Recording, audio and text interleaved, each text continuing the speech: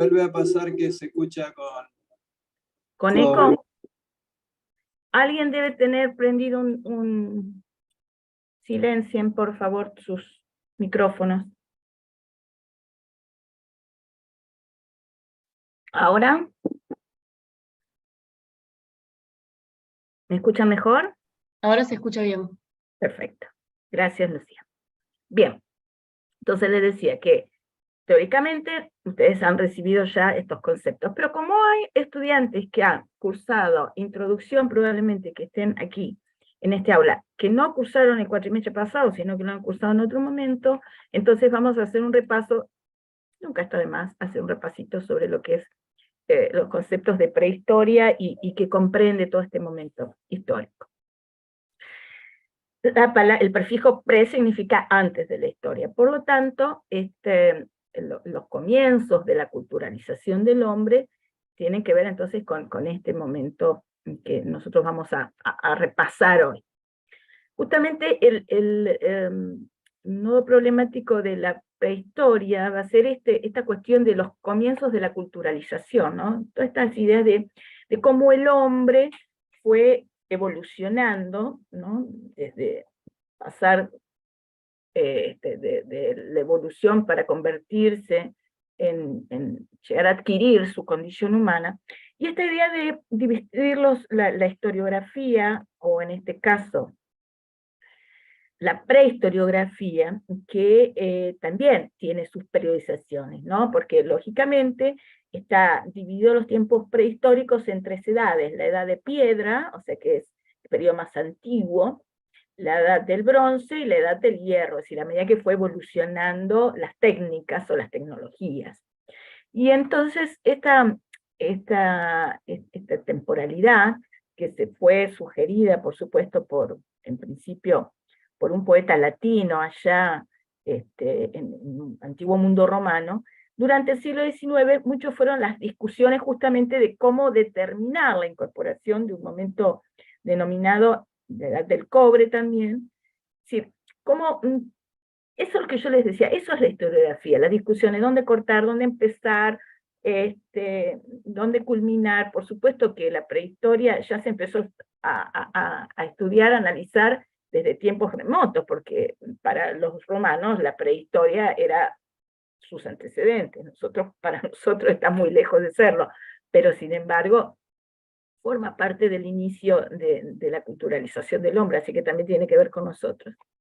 A su vez, estas primeras divisiones que surgieron de la edad de piedra, que, bueno, tienen que ver con dividirse en paleo y neolítico por ahí, que es, y algunos incorporaron el otro periodo que es el mesolítico, entendiendo por paleo el periodo antiguo, neo el periodo nuevo, y el mesolítico el periodo medio. Que hay regiones en donde ese mesolítico pasó de largo, es decir, porque no hubo ese proceso temporal, sino que, bueno, se pasó de un eterno vagar, pum, a la culturalización del hombre y la aparición de la agricultura como parte del sedentarismo. Pero para que entendamos un poco esto de las periodizaciones, ¿no? Y sobre todo para entender este mundo tan ancestral, la edad de piedra, para los prehistoriadores, básicamente se divide el periodo paleolítico, a su vez ellos lo dividen en tres, no es necesario que lo sepamos, pero sí entender que desde el paleolítico inferior, que se supone que son unos 1,5 millones de años antes de Cristo, hasta el neolítico, que es la revolución agrícola, 7.000 años más o menos antes de Cristo, pasaron muchas cosas. Entonces, a medida que vamos evolucionando con el descubrimiento de nuevas formas de datar, que eso es lo que decíamos hoy, también se puede dividir ese periodo en más momentos, ¿no? El paleolítico inferior, medio y superior, el mesolítico en epipaleolítico o protoneolítico, o sea, que es un periodo absolutamente intermedio, cuando hablamos, ¿no?, de la introducción del periodo clásico, preclásico y posclásico. O sea, el mesolítico justamente es el periodo que culmina con el periodo más álgido, de mayor desarrollo del paleolítico, pero todavía no es el neolítico, entonces está allí.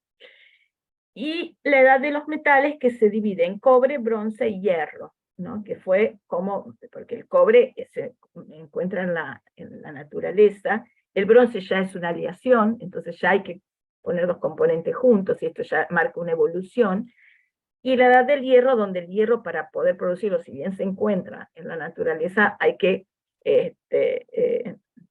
hay que trabajarlo para poder convertirlo en una herramienta, en un elemento bélico, etcétera, etcétera. Entonces, es importante entender, no saber las divisiones exactamente, sino que existen, ¿no? Eso es importante. Y que justamente esa prehistoria, ¿no? Donde la edad de piedra, el paleolítico, el mesolítico y el neolítico, donde la edad de los metales se superponen, ¿no? Porque fueron, en finales del neolítico aparece la producción del cobre, y entonces ahí, y como lo vemos, bueno, a partir de encontrar objetos, ¿no? Esos objetos permiten entender, cobran la capacidad de la producción de estos, del hombre prehistórico, que no producía por arte generalmente, sino en principio producía para poder generar herramientas, o para poder generar soportes, o para poder cuencos, para poder trasladar cosas, etcétera, etcétera. Pero de todos modos, parte de la culturalización del ser humano, ¿no? Llega a esta condición humana. Hay otras periodizaciones, o sea que podemos hacer divisiones más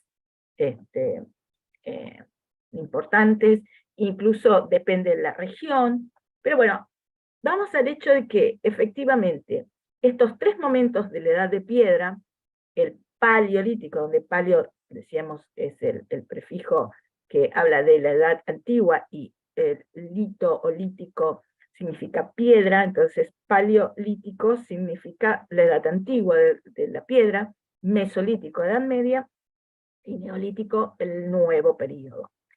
Donde en realidad, comenzando por el inicio de los tiempos, ya cuando hablamos del paleolítico ya estamos hablando de un hombre culturalizado, es decir, no es el hombre que era, yo, el Homo sapiens, que pasa de esto que según Darwin, ¿no? Del mono evoluciona, primero se yergue, o sea, se para en sus dos patas, ¿no? Y empieza a caminar en dos patas, lo que involucra también cambios importantes en la gestación, etcétera. Se reducen los tiempos de gestación del hombre, que antes era, en el mono es mayor, y en el hombre, lógicamente, por una cuestión de gravedad, la mujer va a parir antes de lo que podía ser cuando tenía todavía su condición más animal, en fin. Y este hombre que se va humanizando, que adquiere la condición humana, y un hombre que se va a ir diferenciando cada vez más de la naturaleza, va a ir tomando distancia hasta llegar a lo que somos hoy, que aún siendo todavía animales, pero nos distinguimos mucho de esa naturaleza salvaje con de la cual fue evolucionando. Y desde el punto de vista antropológico también se limita a cumplir con las necesidades básicas, ¿no? Es decir, donde el mantenimiento de la especie es fundamental, ¿no? Por eso es que en el arte, en el diseño, va a estar muy presente la cuestión de la reproducción. ¿Por qué? Porque hay que mantener la especie, porque por supuesto alimentarse, reproducirse y protegerse son las tres condiciones básicas, o condiciones antropológicas básicas, necesidades antropológicas básicas, y la reproducción es muy importante para mantener la especie, porque también la reproducción garantiza la alimentación, la protección. Cuanto más somos, más nos podemos proteger del enemigo, que el enemigo no era otra tribu, otro grupo, otro clan. No, el enemigo eran los animales, eran los peligros de la propia naturaleza, de vivir al aire libre, etcétera, etcétera. Entonces, la reproducción no era simplemente, bueno, decido tener un hijo, no, porque me gusta ser madre o me gusta ser padre, punto. No. eso tiene que ver con otra cosa, era mandatorio el tema de la reproducción, porque ni siquiera se lo cuestionaban, o sea, era casi que como responder a los instintos animales, ¿no? Que justamente, ¿cuál es? Bueno, la supervivencia. Todos los animales tienen esa condición, ¿no? De buscar la supervivencia, sea del modo que sea. ¿Y su economía cuál era? Hoy hablábamos de la economía. Bueno, justamente la economía se caracterizaba por ser depredadora. ¿Qué significa esto? Bueno, básicamente a través de la caza, la pesca, la recolección de frutos, es decir, todo lo que había a su alrededor. Por eso es que los primeros grupos prehistóricos nacen más o menos a la línea del Ecuador, es decir, donde las condiciones de vida eran básicamente o sea, las temperaturas eran más o menos estables, donde no había inviernos crudos, ni veranos calurosos. Entonces, más o menos ahí es donde esa condición humana nace por estas condiciones también climáticas o ambientales, podríamos decir. Y que, por suerte, todas estas comunidades eran nómadas, y esto determinó que se vayan movilizando. No era que solamente eran nómades porque todos los días andaban dando vueltas, no, no. O sea, tenían estaciones, momentos en donde se ubicaban en algún sitio, cuando se les acababan los alimentos, porque lógicamente pues, había una sequía, no cosechaban ni sembraban, o sea que dependían de lo que recolectaban, y si los frutos no caían, no habían los árboles, había que cambiar de sitio y moverse, ¿no? Entonces este eterno vagar no es que estaban todo el día dando vueltas, sino que básicamente iban trasladándose en tanto de un lugar a otro en búsqueda de que, bueno, justamente eran nómades porque iban buscando mejorar las condiciones de vida. Ahora, también como aumentaba demográficamente, aunque de forma reducida, porque en realidad había mucho nacimiento pero mucha mortalidad, porque imagínense, no había ningún tipo de protección de nada, era ir al aire libre, la naturaleza, enfermedades, ataques de animales, etcétera, etcétera. Entonces, si bien había mucha demografía, nacían muchos, también morían muchos, y por supuesto que la vida era muy corta para aquellos hombres. Además, el tipo de alimentación que tenían, por allí perdían la dentadura, además, entonces cada vez se les hacía más difícil el alimentarse, y eso traía como consecuencia la muerte. En fin, había muchas condiciones, era muy fácil morirse en ese momento. Entonces, como cazadores y recolectores, jamás ellos atacaban animales jóvenes. ¿Por qué? Porque también garantizaban la reproducción y la evolución de esos animales, porque sabían que si ellos atacaban, digamos, mataban a los animales jóvenes, impedían la posibilidad de la reproducción de ellos y por lo tanto tener más alimentos. O sea, tenían ese grado de conciencia, ¿no? Que bueno, o las hembras preñadas, es decir, todas estas cuestiones que hoy ni nos cuestionamos nosotros, pero para ellos eran fundamentales porque era una cuestión de vida o muerte, no individual, sino del grupo. Entonces, también desde la aparición del fuego, el fuego en realidad fue un descubrimiento que ellos hicieron, pero que el fuego no tenía que ver con la cocción de los alimentos, ¿no? Sino que el fuego básicamente se utilizaba para el calentarse eventualmente, para las celebraciones también, y para mejorar, después fue mejorando de a poco la calidad alimentaria, que eso también le mejoró la calidad de vida y lógicamente las mejores condiciones para poder sobrevivir.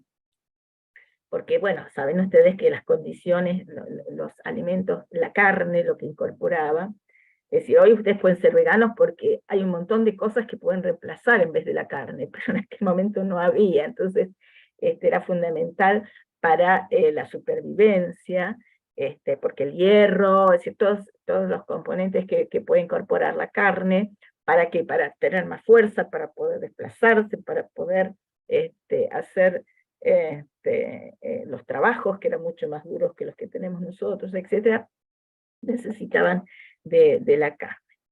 Y bueno, entonces, y porque también le incorporó esa alimentación, le permitió evolucionar neurológicamente, ¿sí? Que es muy importante. Perdón.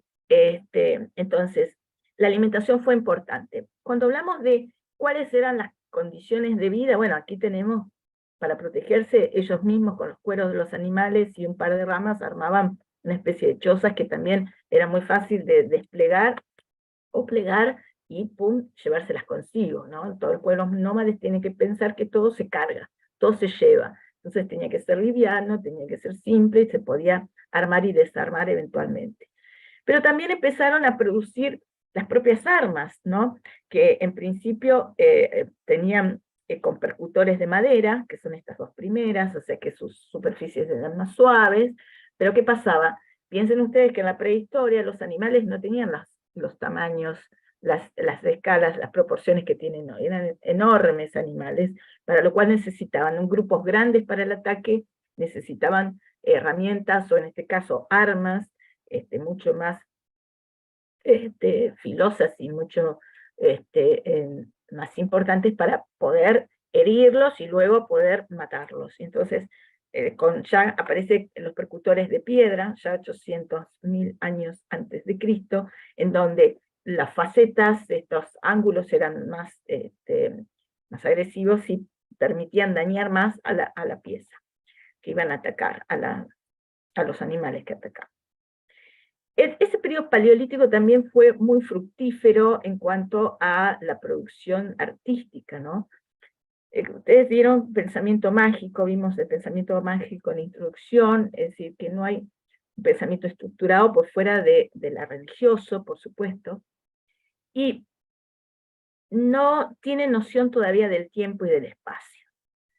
Entonces, tampoco sintetiza los fenómenos, es decir, para él hay una causa y una consecuencia directa, no sintetiza demasiado los fenómenos, y cosa que sí lo va a hacer ya en el Mesolítico, y que por ejemplo aparece como primer asentamiento, como primer lugar fijo, justamente los muertos, es decir, el entierro ritual de los muertos, sea por cuestiones religiosas, por cuestiones de temor a que esas almas o esos espíritus o lo que sea se vuelvan a levantar, es generar las mastabas, es decir, se le colocaban piedras, por eso hay religiones que todavía colocan sobre las tumbas piedras, tiene esta memoria, cuando hablamos de memoria tiene que ver con esto, los judíos, por ejemplo, que colocan piedras sobre las tumbas, tiene que ver con esta memoria de la mastaba, ¿no? De a los entierros agregarles sobre el cuerpo enterrado piedras para que sus creencias, que esas almas o esos espíritus o esos cuerpos no resuciten, no vuelvan,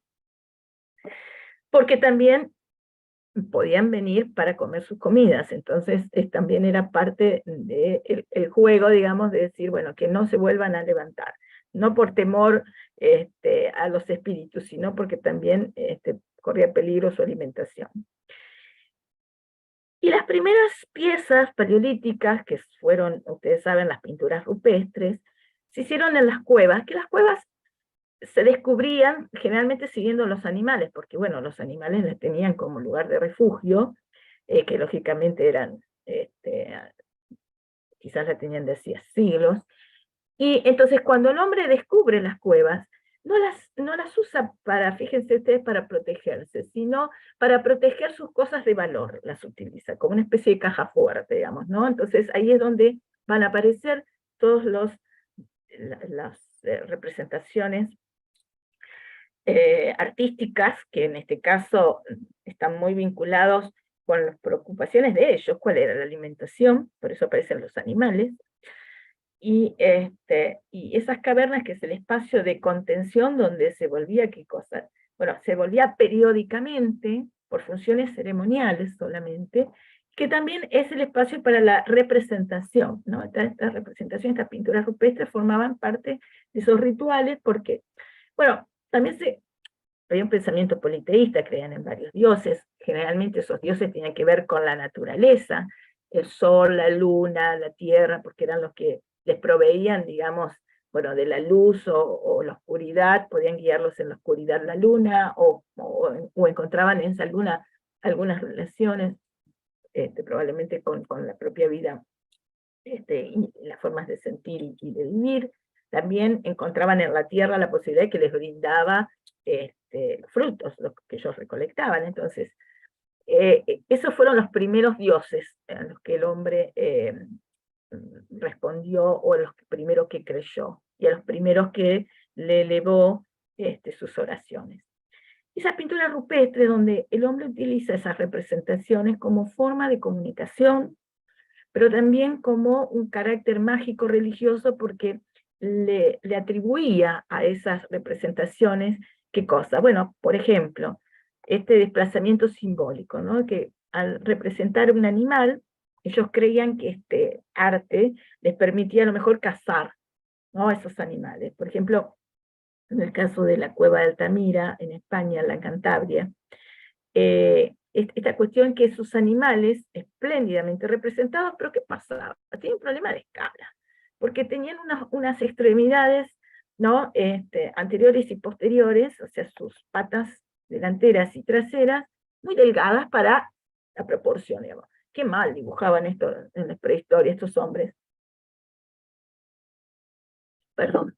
Pero el problema no era, o unos cuernos muy débiles, ¿no?, en esta proporción de este semejante mamut, ¿no? O no, no es mamut, este es un un tipo toro. Bueno, ¿qué pasa? ¿Por qué eso? Porque en realidad ellos pensaban que si ese animal se lo dibujaba con ciertas debilidades, ¿no?, cuando fueran a la caza, a cazar, con Z, los animales, si tienen un cuerpo grande y pies pequeños, se tropezarían y se caerían, o se dificultaría, o no los podría, con la osamenta o los cuernos de un tamaño muy pequeño, no podía atacarlos. Entonces, es una idea, ¿no?, donde de algún modo están debilitando, quitándole fuerzas, energías a ese animal para que tenga menos posibilidades de volverse contra ellos o de escaparse cuando quieran atacarlo. Entonces, ese desplazamiento simbólico al representar ese animal, lo que trae es también una idea de que era un imperativo de la subsistencia, ¿no?, de la preservación de la especie. Por eso es que en casi todas las cuevas, abajo también está la cueva de Chauvet, en Francia, que también aparecen todas estas representaciones que tienen que ver con la caza, con los animales, con un grado de precisión importante, con el uso de pigmentos naturales, o óxido de hierro para el rojo, o el negro era utilizado quemando madera, ¿no?, y usando esa especie de carbonilla para delinear, en este caso extraordinario, la figura del animal. Que de hecho esta figura no está sobre la pared de la cueva, sino que está sobre la parte superior, ¿no?, sobre el techo. Y se conocen varias representaciones que en distintas cuevas aparecen muy similares, entonces hasta se lo puede creer que había como una especie de escuela, pongo entre comillas, ¿no?, que había, o eran los mismos artistas que se trasladaban o aprendían de unos de otros, y ese conocimiento se transmitía. Entonces ese arte parietal, porque se hace sobre la piedra preexistente, aprovecha también, ¿qué cosas? Para generar la tercera dimensión, que acá vemos, aprovecha la textura de la piedra. Entonces ahí ya hay un grado de abstracción importante, es decir, bueno, la piedra tiene sus movimientos y me permite esto generar mayor impacto, o sea, las tres dimensiones, que la perspectiva, por supuesto, no era una forma de crear un 3D, una tercera dimensión, aún en ese plano, pero que ese plano no era un plano como una hoja o como un tablero donde yo dibujo, sino que ese plano en realidad tiene texturas, no tiene movimiento. Y esos se utilizaban justamente para exacerbar estos cuerpos y generar la tercera dimensión. Entonces, ¿el soporte cuál era? La piedra, por eso se llama el arte parietal. y que justamente esa pintura paleolítica, donde el soporte es parietal, van a ver ustedes que sobre todo en la prehistoria, en la antigüedad, nosotros ponemos mucho énfasis en el soporte. ¿Por qué? Porque va cambiando, ¿cierto? Nosotros hoy, bueno, ahora hoy también tenemos distintos soportes, pero por muchos siglos el papel prácticamente había monopolizado, en el caso del diseño, el soporte. Pero que durante la historia los soportes han sido parte también de las condiciones del territorio de donde estamos hablando. Entonces, el soporte parietal utilizaban pigmentos y el carbón, arcilla y el óxido, lógicamente el óxido de hierro que está en la naturaleza, para poder generar estos pigmentos. Y que usaban también aglutinantes, ¿no? Como grasas y resinas también naturales, ¿no? Grasas naturales, animales, perdón, o vegetales, para poder aglutinar.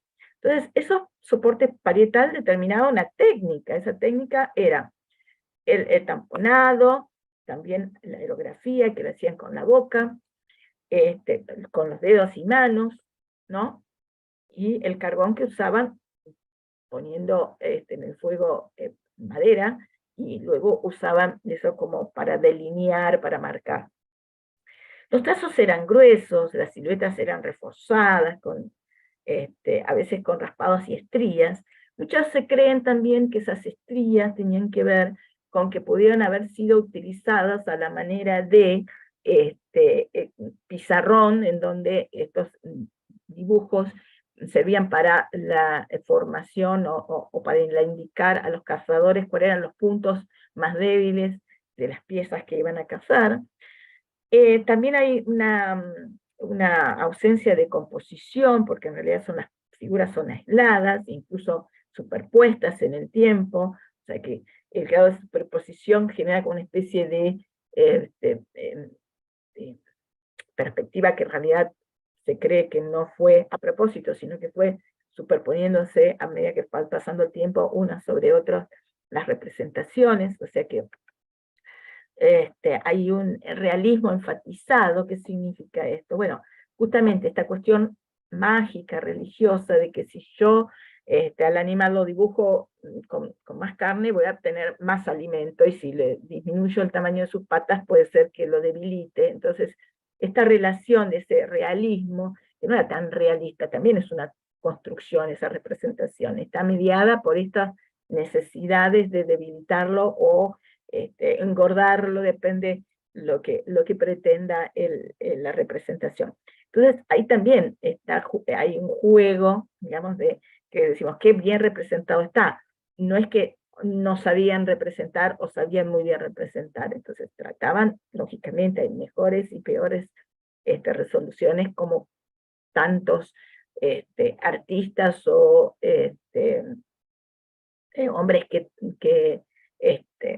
representaban en las cuevas pudiera haber. Pero el tema es que justamente está esta propuesta a propósito, digamos, está hecha con toda la voluntad de incorporar o sacar en función a su pensamiento mágico. La policromía, ¿no? La pintura también incorpora el color, y ya esos colores lógicamente que van a variar de acuerdo a los pigmentos naturales que puedan conseguir en el sitio. Y hay un gran estatismo, o sea, nada está en movimiento todavía, ¿no? No hay un intento de representar nada en movimiento. Y en cuanto a la escultura, las imágenes de bulto. Las imágenes de bulto que además permitían ser trasladadas. ¿Por qué? Porque un arte mueble, porque ellos se trasladaban. Entonces, aun cuando la Venus de Lauset, por ejemplo, es parte todavía de una misma piedra, porque el soporte trabajaban la piedra y horadaban a veces la piedra, y bueno, a veces la extraían o a veces quedaba unida al mismo soporte. Y algunas imágenes todavía en cerámica que se empiezan a utilizar, en donde todavía se cuecen a la luz del sol, o sea, con el calor del sol. La imagen de bulto lo que tiene de bueno es que se puede trasladar, por lo tanto, imagínense ustedes que los dioses, estas representaciones sobre todo, de figuras femeninas, que esas figuras femeninas se las atribuye a una relación de la diosa madre, ¿no? La capacidad reproductiva, porque de hecho también esas esculturas no eran representaciones de una mujer real, sino que tenían que ver con, fíjense, no tiene rostro, no tiene cabezas, ¿no? La cabeza no importa, no importa si tiene nariz pequeña, grande, ¿qué es lo que tiene? Tampoco las extremidades, ¿qué es lo que importa? Los senos, para poder alimentar a la cría por un tiempo, y abundantes, cosas que puedan alimentar a la cría por un tiempo. Un pubis destacado significa el poder reconocer el órgano sexual reproductivo femenino, y caderas amplias. ¿Para qué? Para poder mantener la cría. Piensen ustedes que un aborto podría ser espontáneo por falta de alimentación, o por traslación, o por condiciones de vida y demás. Entonces, esta condición de la mujer con grandes caderas para poder soportar la cría, cuyo peso podía determinar, decíamos hoy por gravedad, el tenerlos prematuramente, y por supuesto no podían sobrevivir. Entonces todas estas cosas, estas ideas, ¿no? Este pensamiento mágico puesto en estas piezas, que fíjense el tamaño, o sea que aquí les puse una imagen del tamaño para que vean que uno las ve ampliadas y parece que fuesen enormes. No, no, son pequeñísimas, justamente por eso, porque son, primero, el soporte, que usan pequeñas piezas de piedra sueltas que las tallan, y luego para trasladarlas, porque probablemente estas Venus cada uno en su grupo familiar tenía una y las trasladaba consigo, ¿no? Bueno, de algún modo estas Venus, o estatuillas femeninas, por eso se llama Venus, porque bueno, ya en la Grecia clásica aparece la Venus de Milo, entonces esta idea de la figura femenina como idealizada, ¿no? Se llamaba Venus, entonces por eso es que los historiadores le ponen Venus. No creo que nadie en la prehistoria se le haya ocurrido ponerle un nombre, no, menos Venus. Entonces estatuillas femeninas que representan justamente la fertilidad, la capacidad de reproducción, que habíamos hablado que era un fenómeno importante dentro de esas comunidades primitivas, y que no van a constituir elementos utilitarios, sino votivos, o sea, a los cuales se les rinde pleitesía, homenaje, se les reza, se supone que, bueno, representaban algo así como una diosa madre, se supone, creemos, la mayoría de los historiadores o prehistoriadores coinciden. Y también es una manifestación doméstica y personalizada. El tamaño así lo indica, o sea que no estaba en una imagen que estaba en un espacio celebratorio, como puedo hoy creer una iglesia, un templo, sino que se llevaba consigo, ¿no? Es decir, como era absolutamente trasladable, transportable, y justamente que era una de las condiciones que estos pueblos tenían que tener, todo debía llevarse consigo. Entonces eran pocos elementos muy simples, muy básicos, que precisamente para que puedan cumplir la función, y solamente eso, no tenían mucha más pretensión. Y esos rasgos, hoy les decía, femeninos, que marcan la capacidad entonces de sus senos, de la alimentación, del pubis de reproducir, de las caderas para poder conservarlo, mantener la preñez o el embarazo. Y claro, hoy podríamos entender que esta mujer, si aparece una figura femenina, si en una revista de modas, bueno, todo el mundo saldría azorado. Bueno, ahora estamos volviendo, ¿no?, a pensar en la mujer natural. Pero por muchos años, justamente la mayor crítica que se le puede hacer a la sociedad es esta cuestión, ¿no?, de buscar la belleza en la figura física, en lo físico, ¿no?, en la cultura del físico. Cosa que para en la prehistoria no había nada mejor que una mujer con estas características. ¿Por qué? Porque garantizaba la reproducción, ¿no? Garantizaba mantener la especie. Entonces, fíjense cómo esto tiene que ver con paradigmas de cada época, ¿no? Hemos pasado por el cuerpo Barbie, hemos pasado por la Venus de Lauser, o de Willendorf. Es decir, esto es lo que cuando nosotros hablamos de paradigma también tenemos que entender.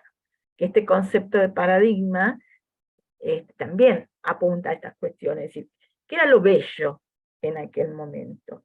Era lo bello, esto era lo bello, ¿no? Esa posibilidad de reproducción por sobre cualquier otra pretensión que pudiese tener la figura femenina. Por otro lado, pasa lo mismo con los símbolos fálicos, es decir, la imagen de bulto, tanto con la figura femenina como la imagen masculina, que se reduce, fíjense, prácticamente a la representación de lo fálico, es decir, del órgano reproductor masculino, nada más. O sea, la figura del hombre como tal no interesa si tiene músculos, si tiene abdominales, no, eso no interesa, porque el hombre solo y la mujer se pensaban sus figuras como reproductores, ¿no? Y además esta capacidad reproductiva del hombre, esta idea de lo fálico como una representación del poder, de hecho, ha trascendido, digamos, en el tiempo, esta idea de lo fálico, porque, bueno, un obelisco es un símbolo fálico, un bastón de mando es una representación, un símbolo fálico. Es un elemento que representa.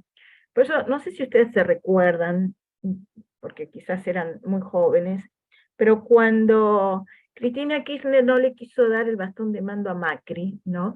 Que fue una discusión que se armó pública, no quiso dárselo. Y muchos dijeron, bueno, porque no lo quiere, pero lo que estaba haciendo era negarle el traspaso del poder, porque lo fálico significa poder. Es decir, ¿cuál es el problema con los hombres? ¿No? Que las feministas lo sabrán mejor, quizás, porque es un tema recurrente para ese colectivo. El tema de lo fálico, es decir, el hombre entiende que es hombre solamente a partir de esta capacidad reproductiva que tiene. Entonces, pero eso es una cuestión de memoria cultural, desde cuando, de la prehistoria, ¿no? Entonces, un bastón de mando es un símbolo fálico, lo lleva una mujer o lo lleva un hombre, significa ¿qué cosa? El poder. El poder. Negarle a alguien esa transmisión era negar, yo no te paso el poder lo sigo teniendo yo, nunca te lo entregué, ¿se entiende? Entonces es una cuestión muy fuerte desde el punto de vista simbólico, ¿no? Lo simbólico es muy fuerte en las culturas, y eso deviene desde el inicio de nuestra condición humana. Fíjense lo que estamos hablando, todas son cuestiones simbólicas, ¿no? Esta capacidad de decir, todo lo que es lo fálico, el bastón de mando, el bastón perforado, en este caso de la Cueva de Castillo, que es como una especie de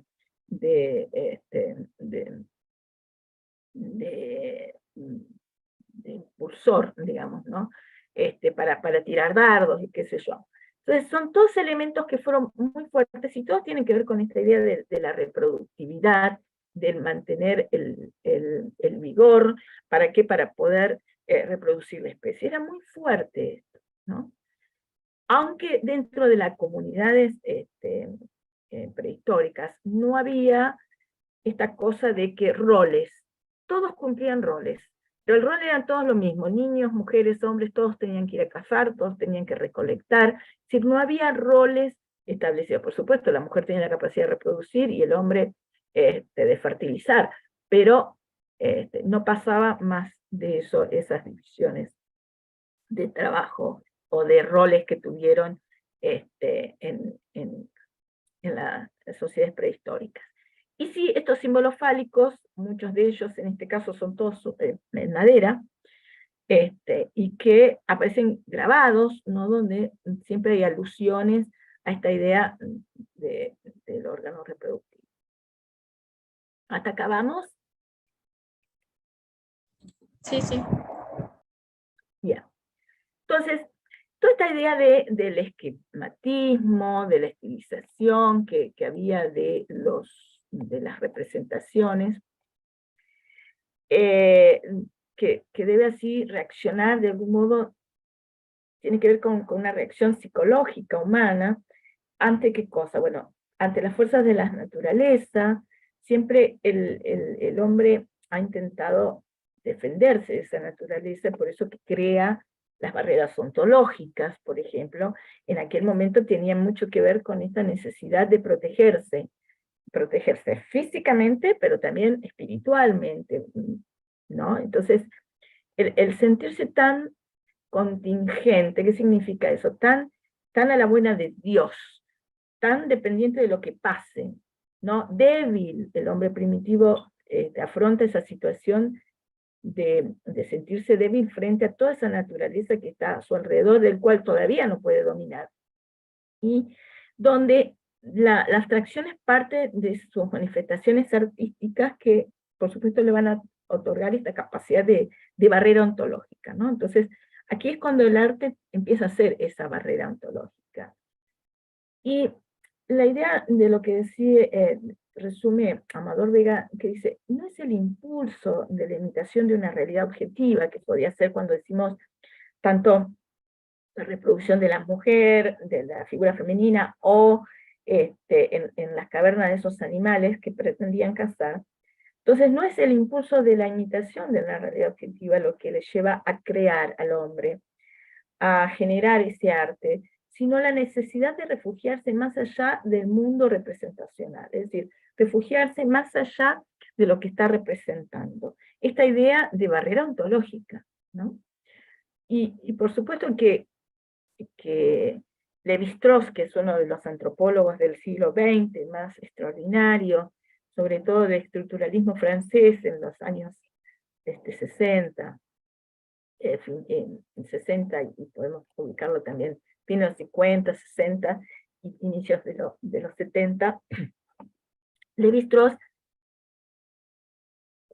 hizo un trabajo muy importante de la antropología,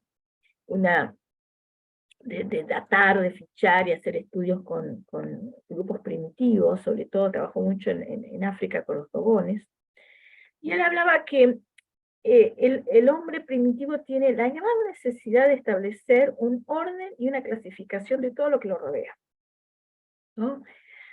Y que esa necesidad, él pensaba así también porque él era un estructuralista, era alguien que necesitaba clasificar, dividir, separar, y entonces él entendía que el hombre primitivo también desde ese lugar lo hacía, ¿no? Una necesidad de poner orden que se encuentra en la base de todo pensamiento, pero que también en su origen se manifiesta, dice, en el pensamiento mágico y en un arte prehistórico.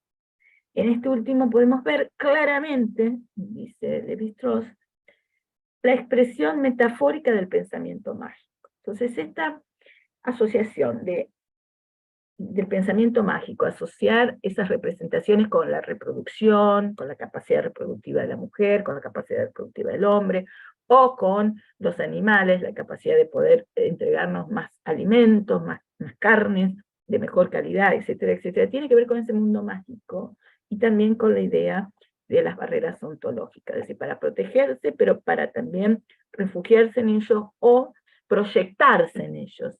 ¿Se entiende?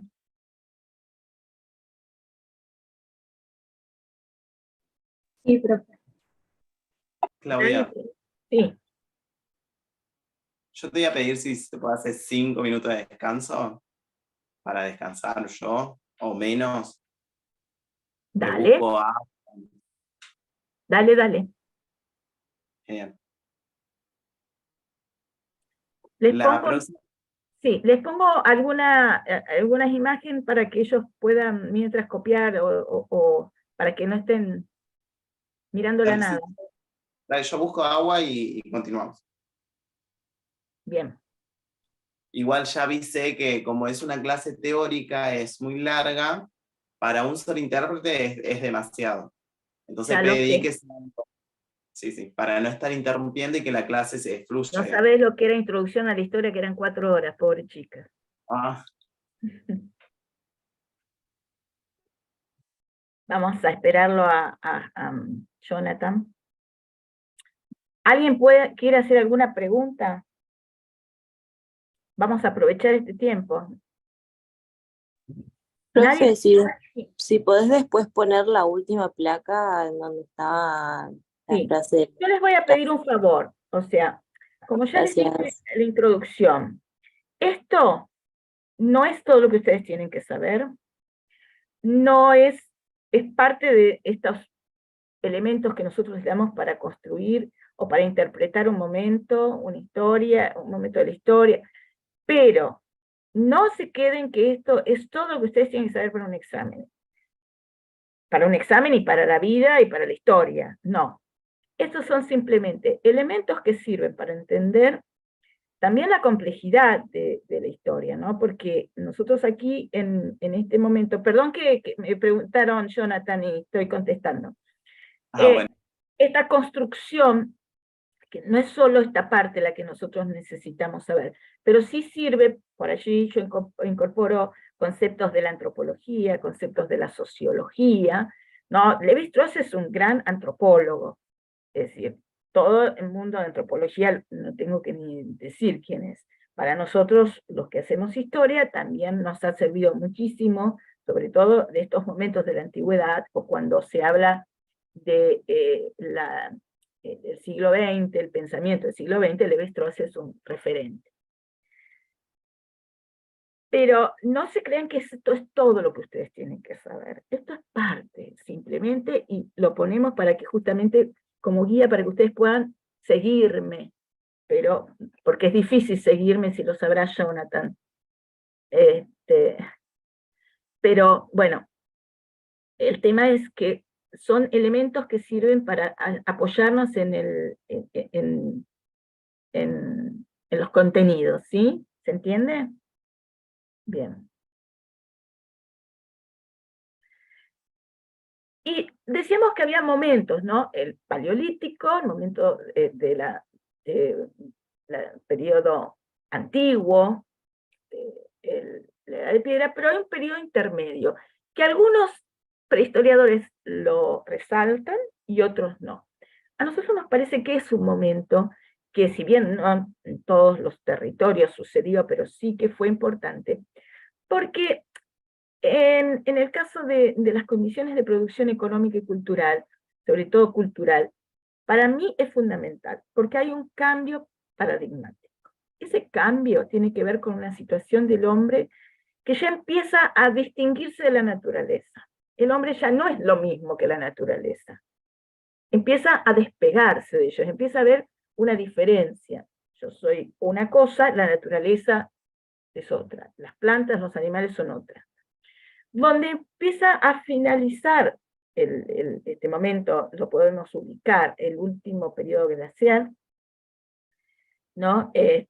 Y la progresiva implantación, dice ahí, de un clima más templado y cálido. ¿Esto qué significó?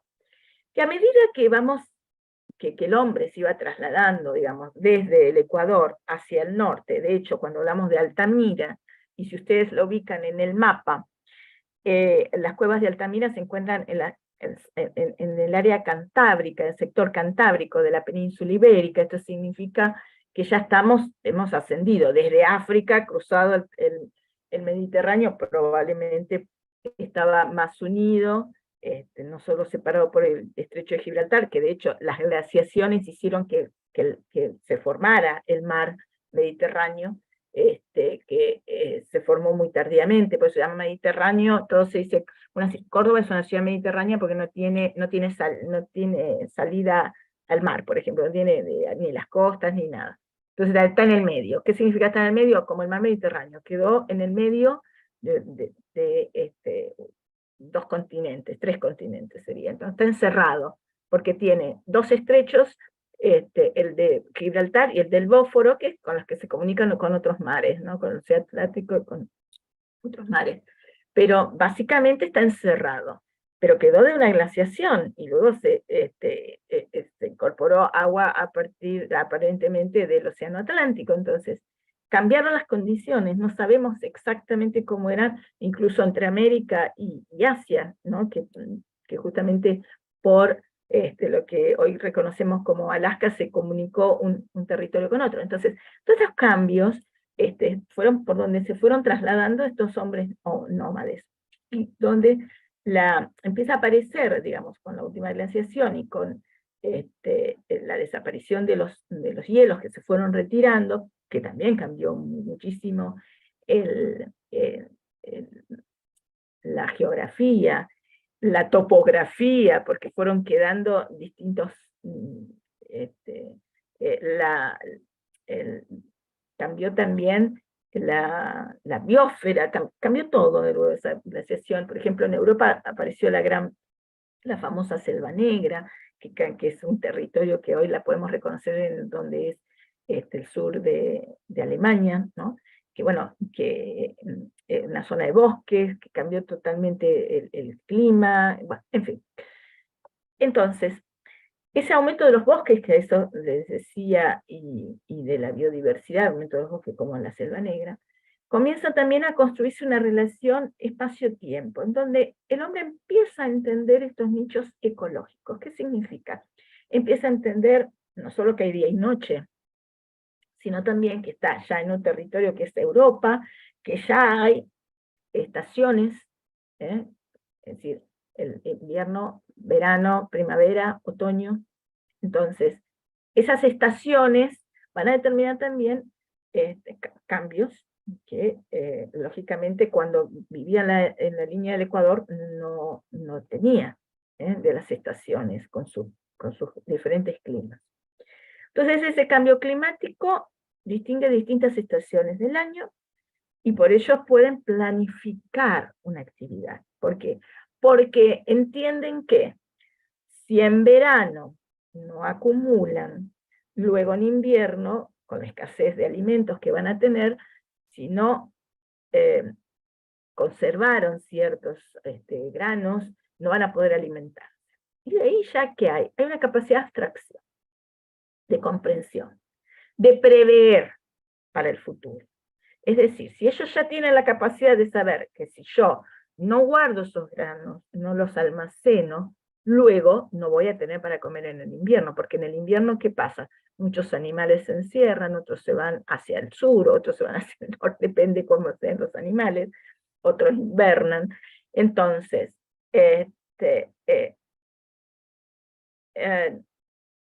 toda esta condición de ir entendiendo que hay un cambio, que hay cambio de temporadas, cambio de estaciones, que se puede también entender como que el hombre empieza a tener memoria. Eso es parte de la memoria. Saber, este conocimiento que hoy nosotros, sí, va a cambiar, va al invierno, bueno, ahora viene el invierno, va a ser frío, es como una verdad de perogrullo. Pero para ellos era todo un entendimiento, un descubrimiento. Poder entender que eso sucedía y poder programar. Entonces, ese pasaje de la vida nómada a la sedentaria va a tener que ver con este momento del Mesolítico de poder abstraer, de poder comprender. Y que, lógicamente, esa idea de migrar también va a ser posible porque o descienden a sectores más cálidos, a regiones más cálidas, que de hecho muchos hacían eso, los indios en América también lo hacían, ¿no? Es decir, bueno, tenían regiones donde vivían en el verano y regiones donde vivían en el invierno. O sea, en el verano, digamos, al sur, en el invierno, perdón, al revés, en el invierno al norte, en el verano al sur, buscando climas más cálidos para poder proveerse de mayor alimentación. No es que no tenían sistema de calefacción, no tenían comida, que era lo más importante. Entonces, esa idea de también que cuando al desaparecer y emigrar los grandes mamíferos, ¿no?, que suponían que era la base de la dieta humana, van a tener que encontrar otras formas de alimentos, ¿no? Entonces tuvo que ser, lógicamente, la idea del almacenamiento, muy importante, la transformación de la materia prima, cosa que antes no estaba, si se recolectaba el fruto y se comía, bueno, ahora empieza a transformarse esa materia prima, ¿no? Esos primeros, tanto de las herramientas como de los alimentos. Y aparecen dos de las primeras formas de transformación. Una que es el tejido que no lo piensen en el suéter de lana que teje la abuela, sino que el tejido también con fibras naturales para poder, qué sé yo, redes para la pesca. El telar, que fundamentalmente sí, sirve para protección y cubrirse no solo con pieles de animales, y la alfarería. La alfarería que le va a permitir al hombre el guardado. Es decir, yo no puedo preservar nada si no tengo Nosotros, ¿dónde guardamos? El tupper. Bueno, es el tupper de la prehistoria. ¿No? Es decir, ¿dónde preservo? Sea algo líquido, sea algo seco, digamos, se va a guardar en ciertos reservorios. Y esto tiene que ver la capacidad de utilizar un material que está solamente ahí, al lado tuyo, en la tierra, ¿no? Y la capacidad de transformarlo en un cuenco, en cualquier elemento que pueda contener algo. Entonces, la alfarería van a ser como un recurso para el guardado, el almacenamiento o lo que se recolecta. Mientras el telar, con sus elementos muy básicos, construido a partir de unos palos de madera y unas pesas construidas con piedras, o con también en algunos casos hechas de cerámica, que van a ir evolucionando y se van a transformar de cerámica, o sea, no decimos cerámica de alfarería, decimos de arcilla. Después le explico por qué no decimos cerámica. Y esta incorporación de también el tejido a la pesca, ¿no? Porque se construían canastos para la pesca, lo que hoy podemos conocer como un medio mundo, además. Es decir, se metían en el agua, entonces el agua caía y quedaban sostenidos por esas fibras naturales a la manera de redes, primero juncos y después más livianos como las redes para eh, para contener los peces. Esa forma de transformar, de generar herramientas y armas que van a ir cada vez siendo más pequeñas, porque lógicamente los grandes animales fueron desapareciendo, tenían que ser más precisos y acercarse más a los animales para atacarlos, ya no necesitaban lanzas, sino que aparecen las flechas, aparecen especies de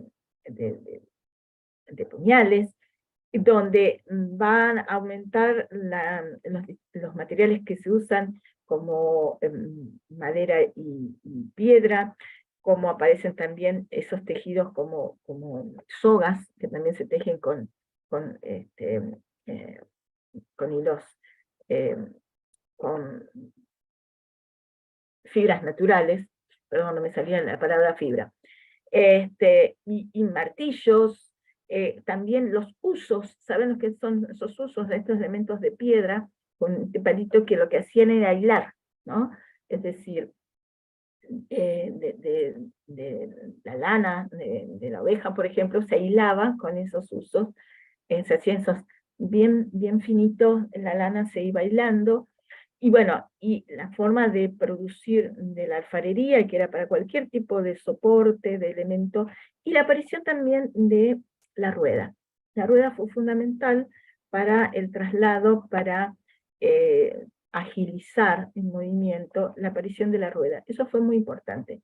Todo esto se va a producir en el Mesolítico. Entonces, esta idea de la alfarería como arte y técnica para fabricar objetos, también supuso la revolución a la hora de contener y transportar productos, sobre todo los líquidos, ¿no? También para... Profe, ¿sí? discúlpame que te interrumpa. ¿Podés volver a lo anterior? No a la imagen, a lo otro. ¿Pero para qué querés volver a eso? Tengo que escribir algo rápido. No, ya está, no fue. Yo no puedo esperar que todos escriban. Yo tengo que seguir. O sea, esto no es para que ustedes copien y escriban. Escuchen, tomen algún apunte y yo no puedo esperar que vos copies porque si yo espero que vos copies, me atraso. No puedo porque si no, no termino la clase hoy. Es tomar apuntes. Lo que quedó, y lo otro, bueno, se busca en la bibliografía. Al final está la bibliografía. Perdón, pero son 200 personas, no puedo parar a cada persona que se atrasó. Si más o menos estoy diciendo lo mismo, o sea, la idea de que la resistencia al fuego, digamos, de la erosión, la idea o sea, si vos me preguntaras, yo te contesto, pero si es por copiar, no.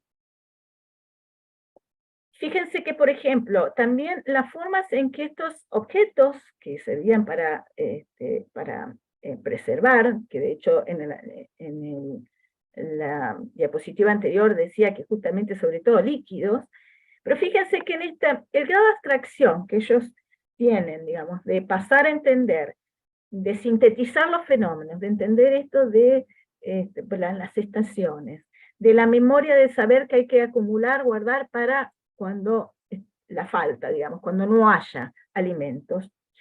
Pero también eso hace que sean más sintéticos en la forma de representar. Fíjense que este cuenco, este soporte, digamos, está hecho en arcilla cocida, como los elementos son todos líneas que conforman figuras.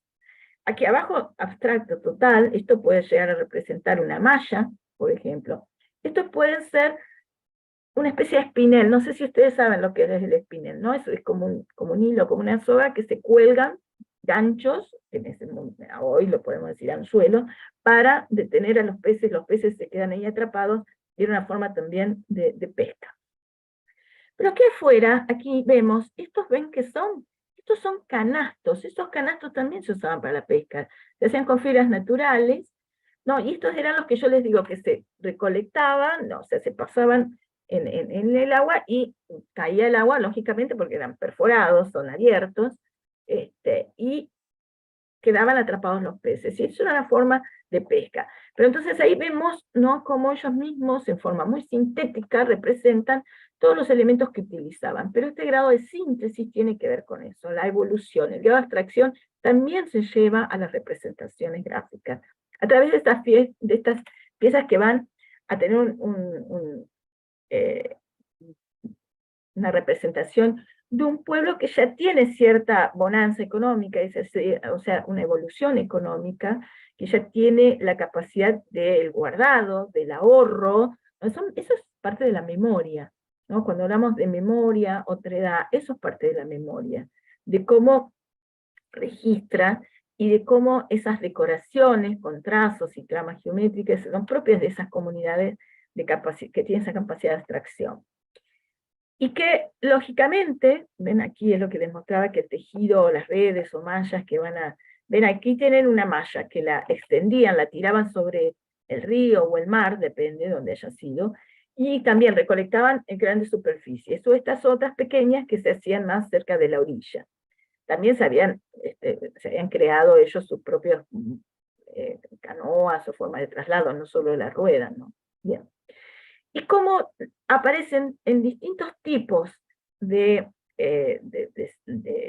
alfarería estas formas de representar que tenían que ver con características bastante ya cerca del neolítico más abstractas, donde el cardium, ¿no?, que son estas representaciones como especie de conchillas que usaban para decorar, para generar incisiones que lógicamente lo hacían en fresco, y una vez que se cocía ese bizcocho de arcilla, quedaba para siempre allí. Entonces son todas las formas de representación que tenían básicamente, y que aquí ya cumplían una función, probablemente de códigos, ¿no?, de códigos visuales que representaban o que podían decir para la función que cumplía, y cada uno de estos diseños tienen que ver si era para agua, por ejemplo, en este caso que la boca era más pequeña, que permitía el verter y que el agua no se vaya cuando se recolectaban agua del río y luego venían y se repartía o se usaba para beber, entonces la boca es más pequeña. Cuando la boca es más ancha tiene que ver para otro tipo de preservar, de guardar alimentos. Entonces, estas características también son parte de los códigos por poder interpretar cuál es la mejor forma para cumplir la función, o sea, la forma que represente o que pueda cumplir mejor la función para la que está pensado estos objetos. ¿Se entiende? Sí. Sí, profe. Bien. Y va a ir perdiendo poco a poco el carácter mágico el arte. Fíjense que estábamos hablando absolutamente de todos objetos que sirven ¿para qué? Para guardar, para trasladar, para cazar, para pescar. O sea, son absolutamente objetos funcionales, en donde tanto la pintura, que va a incorporar nuevos temas, mucho menos pintura en esta época, mucho más no tanto estatuaria, pero sí estos elementos funcionales tienen que ver más con lo que hoy decir la escultura, digamos, podría ser, porque, bueno, se está trabajando con material y no, no con pigmentos, como las pinturas. También las figuras humanas se van a estilizar, se van a hacer muy sencillas, van a generarse así como esos. ¿Vieron cuando somos chiquitos que las figuras humanas son la cabeza y 3 palitos, uno el cuerpo, las extremidades? Bueno, ese grado de síntesis. Pero ese grado de síntesis implica que uno ya conoce la figura humana, y con 3 líneas, 3 trazos puede representar y decir, bueno, esto es una figura humana, y el receptor también entiende que es una figura humana, y eso es una capacidad de síntesis, una capacidad de abstracción. Y se van a acercar a los primeros pictogramas, se van a asemejar a los primeros pictogramas, porque esta agrupación de figuras humanas, que van a pretender de algún modo patrones repetitivos, van a tener ciertas tipologías, ritmos, que se van a convertir, por ejemplo, en estas figuras muy sencillas, pero nosotros ¿qué entendemos por esto? ¿Qué son estas figuras? ¿Qué pueden ser? Cazadores, ¿no? Cazadores. ¿Por qué? Porque entendemos que tienen un palito que puede ser la flecha en la mano, tenemos otro palito que puede ser un arco, o sea, pero nosotros entendemos, podemos decir cazadores, ¿por qué? Porque sabemos lo que es un arco, lo que es una flecha, lo que es un cazador. Si nunca hubiésemos visto un cazador, no sabríamos qué es. Podemos decir, bueno, es una figura alargada que parece que podría tener piernas y la mano puede tener algún elemento. O sea, podemos decir la palabra cazador. ¿Por qué? Porque tenemos nosotros incorporado culturalmente, sea por películas, sea porque lo hemos estudiado, sea porque lo hemos experimentado, la idea del cazador. ¿Se entiende? Y eso es lo que tiene la representación abstracta. Solo la puede entender aquel que culturalmente está preparado para entenderlo. Y el uso del color en la alfarería también se va a limitar al rojo, ¿no? Ahí está mal tipeado, al rojo, y a la pintura general del ocre y el rojo, es decir, que provienen del propio color de qué cosa, de la materia prima. Y que las técnicas son similares al paleolítico en la pintura, y que también los soportes todavía siguen siendo los mismos, pero aparece la arcilla, como también las pequeñas rocas pulidas y otras rocas perforadas, ¿no? Y ya empiezan a aparecer elementos que decíamos que perdía el arte, el arte tenía solamente una función mágica, y empiezan a aparecer elementos como este, por ejemplo, que es un collar. Que el collar podía ser o un adorno, que podía usarse también para marcar alguna división social, más que social, de orden de poder dentro del grupo, y puede ser decorativas también, o sea que las funciones pueden ser varias. Y ese mesolítico, entonces, la estatuaria, que es portátil, sigue siéndolo, pero ya aparecen figuras, y a mí me encanta esta del pensador, porque de algún modo sintetiza, ¿no?, esta idea de lo que era esta capacidad de abstracción que ya se incorpora en el mesolítico. Una capacidad de abstracción que va a permitir entender que en ese eterno vagar y en ese deambular, ¿no?, de los pueblos nómades, cuando volvían a sitios donde ya, como era cíclico, eso dependía también de las temporadas y del clima y del frío, el calor, y volver en verano siempre al mismo, o en primavera a la misma región, huyendo del calor o del frío, según corresponda, encontrarse, poder sintetizar y entender que muchos de los alimentos el que ellos habían consumido y cuyas semillas se habían esparcido naturalmente, se habían reproducido. Y ahí empieza a entenderse algo que es muy importante. A mí esto de la figura del pensador siempre me fascinó por esto, ¿no? Porque empiezan a aparecer estas figuras a partir del Mesolítico, que son fundamentales en todo grupo, que luego va a generar lo que llamó el clan, y que va a permitir el sedentarismo con la revolución agrícola, ¿no? A veces uno, cuando se ataca tanto al campo y demás, digamos, fue la primera condición de sedentarismo fue justamente la actividad agrícola. Y la idea de que poder entender esos ciclos que eran fundamentales de reproducción, que había que sembrar para poder luego cosechar y poder obtener granos, que además esos granos los conservábamos durante el periodo de sequía o de frío, ¿no? Entonces, esos son formas de abstraer. Y ese pensador, esa figura de alguien que no está trabajando, que no está cazando, no está pescando, no está tejiendo, no está generando una alfarería, sino que está pensando, en una actitud propia de cuando uno reflexiona. Es la que me permite a mí entender este salto cualitativo que hizo el hombre para dentro de su condición humana, de esa capacidad de raciocinio, llevarla a un nivel superior. Y que, de algún modo, también... Profe, ¿cómo se llama esa cultura? Esta le llaman el pensador, en realidad no tiene autor ni nada, porque fue encontrada y, bueno, es una escultura que le llaman el pensador porque fíjate la actitud que tiene, es pensante absolutamente. Y esta otra de madera, con el grado, lo que es el grado de abstracción, ¿no? La reducción de 3 elementos para marcar un rostro. Pero a lo que yo quería ir es a otra cosa, no tanto al nombre de la figura de esta escultura, sino a esta condición, digamos, del mesolítico, de la aparición de la abstracción y el conocimiento. Lo importante que fue el conocimiento en la historia. Porque en realidad, esta evolución y este conocimiento va a determinar primero, y el sedentarismo y el neolítico, que es el paso posterior, va a determinar lo que, una división del trabajo. La división del trabajo es que cada uno dentro del clan, de la tribu, del grupo, va a cumplir un rol.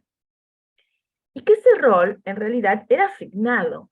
¿Era asignado por quién? Bueno, por aquellos que se habían convertido naturalmente en los líderes. ¿Quién iba a ser el líder? Bueno, el mejor guerrero, el mejor cazador, el mejor pescador, el que mejor organizaba el grupo, o sea, que empezaba a distinguirse del resto por esas capacidades. Y esos eran los que de algún modo determinaban el rol que a cada uno del resto de la comunidad se le asignaba. Va a haber una división de trabajo también entre hombres y mujeres. Las mujeres se van a dedicar al telar,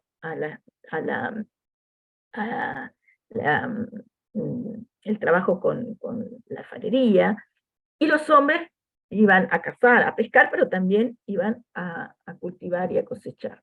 Básicamente era una división bastante primitiva, pero ya hay una división del trabajo. Pero otra división que es muy importante es que esta capacidad de abstracción no es que todos pensaban y todos opinaban en el grupo, no. Iba a haber alguien que iba a ser el que iba a empezar a detectar todas estas cuestiones, ¿no?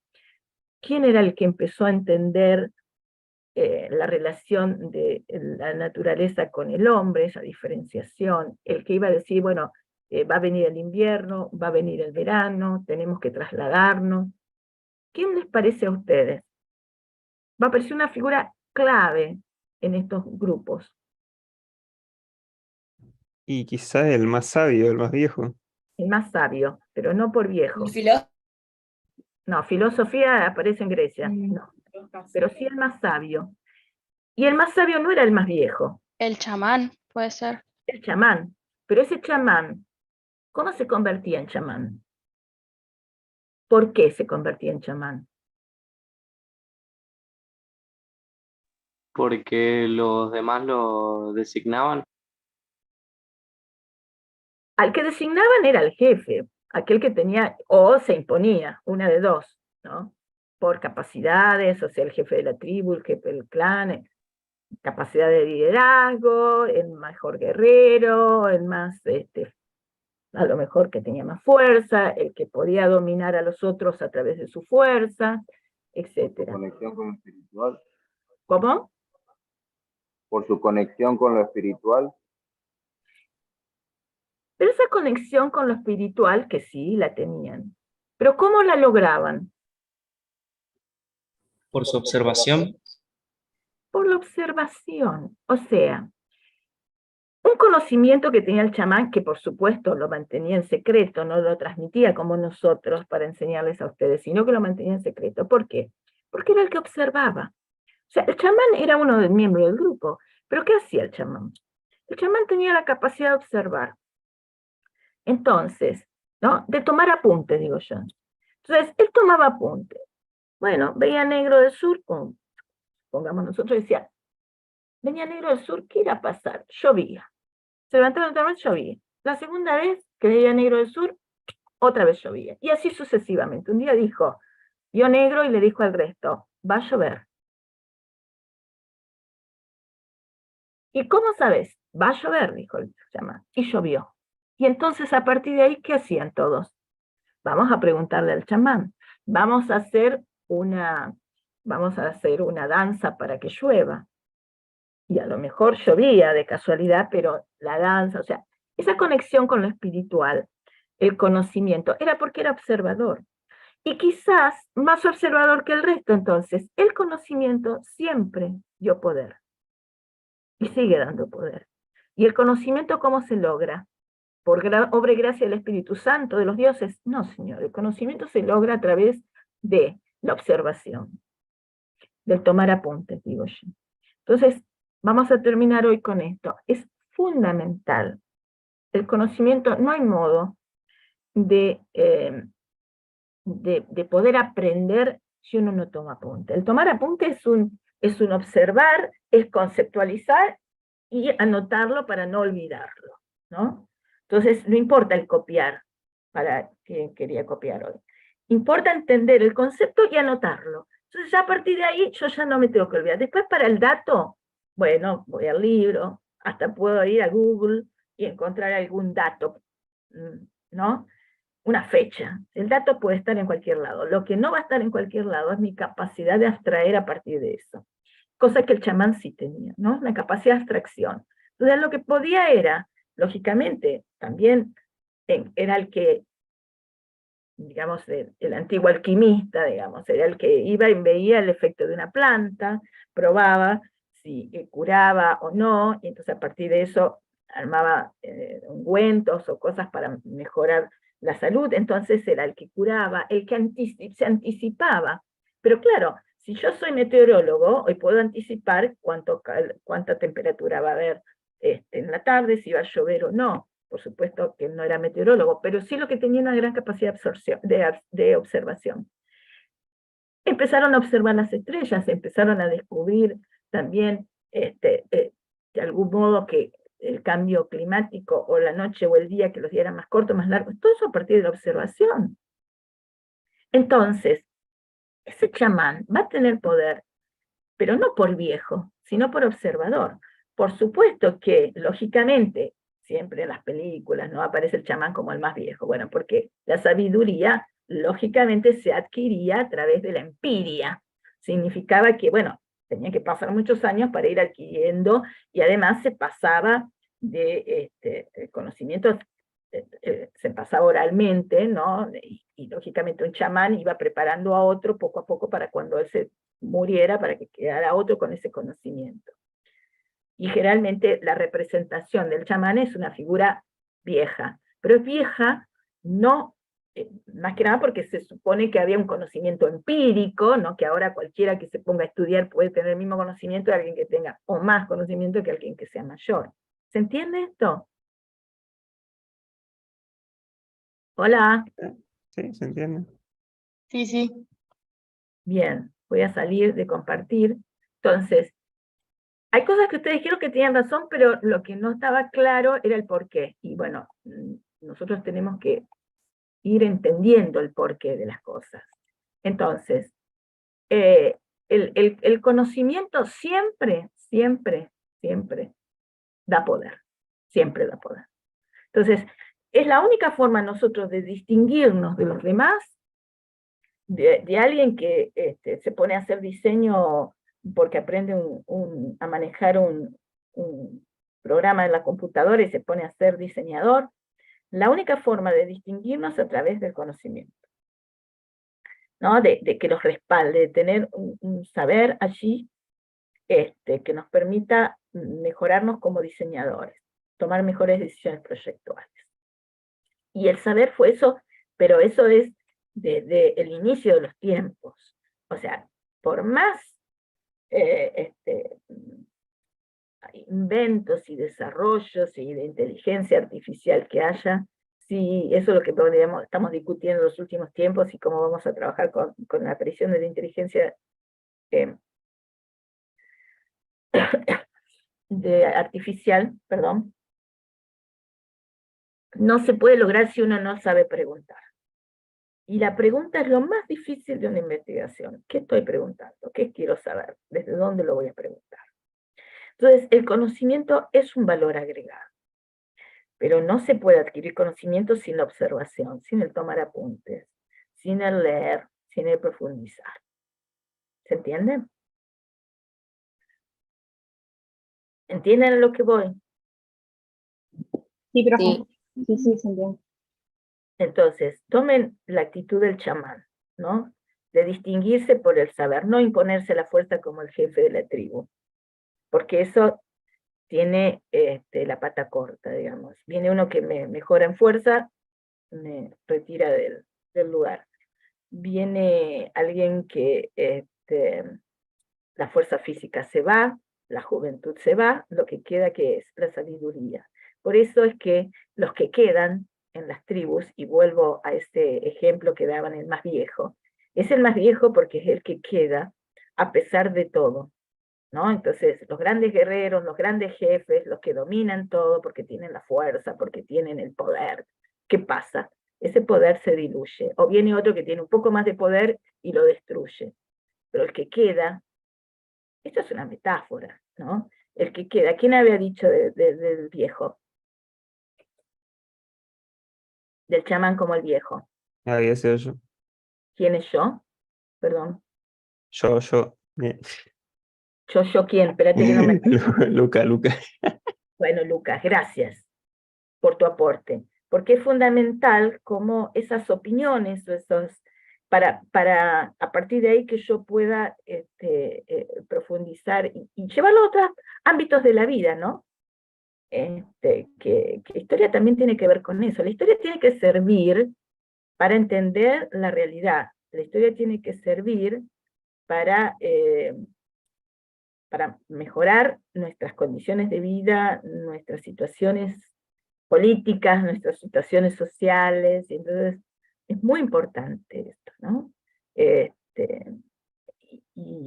esto que le diga el chamán, traten de llevarlo a la vida cotidiana, lo importante que es. La enseñanza que nos dejó hoy, gracias también al aporte de Lucas que dijo lo que dijo, y toda cosa que ustedes quieran preguntar o que quieran decir es fundamental para mí también porque me permite, ¿no?, a partir de ahí generar conceptos o que discutamos cosas que nos interesan a todos. ¿Sí? Bien. Sí, profe, disculpos, ¿puede ser que no esté publicado todavía el programa de la materia? Analía. A ver, no sé. Justamente ahora lo estamos subiendo porque le estábamos corrigiendo las joya. fechas del año pasado. Sí, ahora ya lo dejamos cargado en el aula. Dale, gracias. De nada. Traten de comunicarse, digamos, con la cátedra así en los días de clase, porque a veces nos llegan mensajes, termina la clase y a los 2 segundos nos están preguntando algo. Traten de usar este espacio, porque nosotros contestar mails nos lleva mucho tiempo, somos pocos docentes, somos 3, para lo cual, imagínense, ninguno de los 3 está solamente con esta materia. El profesor Susanía tiene un montón de materias, Analía está en primer año que está desbordada además de su trabajo profesional, así que nosotros no tenemos todo el tiempo para resolver consultas. tienen este espacio, aprovechenlo. Aprovechen a consultar, a preguntar, sean cuestiones metodológicas, sean cuestiones conceptuales o sean operativas. Pero traten de preguntar en estos momentos porque tenemos tiempo, es el momento del encuentro, porque nos pasa siempre, cortamos y a los 2 segundos entra un mensaje. ¿No pudieran haber preguntado en el aula? A ver, y además, a ver, ¿será que en mi mente, yo pienso absolutamente distinto a ustedes, los millennials? Yo siempre pienso en lo colectivo, entonces, si yo tengo una duda, puede ser extensiva al resto de los compañeros. Entonces, si la duda es mía y solo la guardo para mí, la contestación que yo les dé se las puedo estar prohibiendo yo al resto. En cambio, si alguien tiene una duda, la contestación le sirve a todos, ¿sí? Entonces, acostúmbrense a eso. A mí me sorprende porque ustedes luchan por los colectivos, ¿no? El colectivo este, el otro, y resulta que son re individualistas. Después, puede ser secreto. No, apertura total. Lo que le sirve a uno, le sirve a todos. Entonces, cuanto más compartamos entre todos, más nos beneficiamos todos, ¿no? Porque acá el colectivo del estudiante todos tienen que acceder a lo mismo. La excepción que hacemos con una de las compañeras, bueno, porque ella necesita intérprete, eso es otra cuestión. Pero acá la idea es que todos tengan el mismo acceso y la misma información. Entonces traten de no hacer la pregunta, así que gracias Lucía por hacerlo público, porque nos viene al pelo, y tratemos de usar estos espacios también para esas cuestiones, ¿no? Para poder socializar. A mí me gusta socializar. Las consultas, cuando hago las correcciones, me gusta hacer las correcciones en conjunto, porque puedo decirle a un estudiante cuál fue su error, pero no es el único en el universo que tiene ese error. Entonces, generalmente los errores son compartidos, porque tienen que ver con distintas formas de interpretar y demás. Entonces, traten de socializar las preguntas, traten de socializar los materiales que tengan, traten de socializar entre ustedes, porque es la única forma que como individuos crecemos, en la socialización. ¿Se entiende? Y las luchas se logran si se socializan los objetivos, no si cada uno lucha por lo personal. Entonces, así es como se creó esta facultad, a la que todos hoy tenemos la dicha de pertenecer. Se creó con la lucha de estudiantes que buscaban y soñaban con un futuro mejor, con una enseñanza pública, en ese caso la arquitectura, de la que yo fui parte, por eso es que estoy tan comprometida también con estas cuestiones, ¿no? Entonces, traten de socializar. Es muy difícil en estos tiempos de que ustedes quieran socializar. Es una paradoja, cuando hablamos de paradoja es una paradoja, ¿no? Luchamos por los colectivos y demás, y resulta que somos más individualistas que antes. Entonces, tratemos de socializar, tratemos de compartir. Y una parte de socializar es preguntar, de aportar, bueno, poner en este caso, como Lucía hizo, que todos sepamos que cuándo va a estar el material, etc. Es una recomendación entre un grupo que está compartiendo un espacio, en este caso académico, ¿no? No es una receta, ni es desde un lugar de poder decir cosas, ni mucho menos. No, es un consejo, porque, bueno, yo soy de aconsejar. Perdón si a usted no le interesa lo que yo digo. Se pueden bajar del Zoom porque ya estamos por fuera de horario. No sé si el resto de la cátedra quiere decir algo. No, Profe, solamente que cuando un segundo, Lucía, si ya les digo, cuando puedan recorrer el aula ya van a encontrar que están habilitadas la unidad temática de prehistoria, que si bien es un repaso que los que cursaron el año pasado introducción, el tema ya lo vieron, queda cargada para que ya puedan descargar las bibliografías, ¿sí? Y hagan un recorrido por el aula tiene la misma lógica que la que vieron en la introducción a la historia, solamente eso. Sí, Y está cargado, como recién avisaban, está actualizado el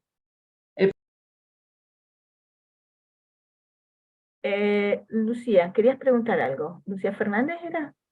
Sí, quería saber, yo entiendo que esta clase hoy es virtual por el tema del paro, creo que es por el tema del paro, pero quería saber si las No. clases de historia van a ser por Zoom. No, van a ser virtuales, porque tenemos Ok. 220 alumnos inscritos, de los cuales, bueno, hoy creo que vinieron 180 y pico, 195 me parece que vi en un momento. Van a seguir siendo virtuales. ¿Por qué? Porque la falta de disponibilidad de espacio físico, te soy sincera, no todos opinamos igual dentro de la cátedra, yo prefiero la presencialidad, pero te soy sincera, cuando hay 220